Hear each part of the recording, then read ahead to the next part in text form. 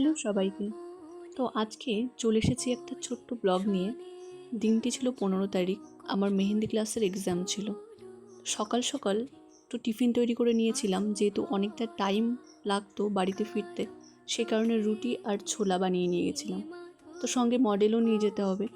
Model হিসাবে আমি কেয়াকে choose করেছিলাম, কেননা ওর ক্ষেত্রে আমার সুবিধা হয়, ওকে সব জায়গাতেই আমি নিয়ে যাই আমার প্রয়োজন পড়লে। তারপর আমরা পৌঁছে যাই 11টা নাগাদ দিদিদের বাড়িতে।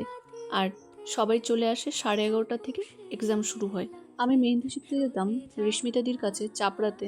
তো দিদির একদিন ফেসবুক আইডি ঘাঁটতে ঘাঁটতে আমি দেখি দিদির হাতের কাজ অত্যন্ত সুন্দর, মানে অসাধারণ যাকে বলে, মানে খুবই ভালো পছন্দ হয়েছে আমার।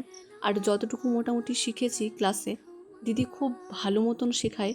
এটুকু বলতে দ্বিধা নেই, যতটুকু শিখেছি আমি দিদির থেকেই শিখেছি।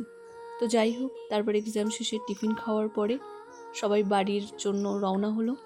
বাড়ি পৌঁছাতে পৌঁছাতে মোটামুটি 5:30 বেজে গেছিলো। তো আজকে এতটুকুই।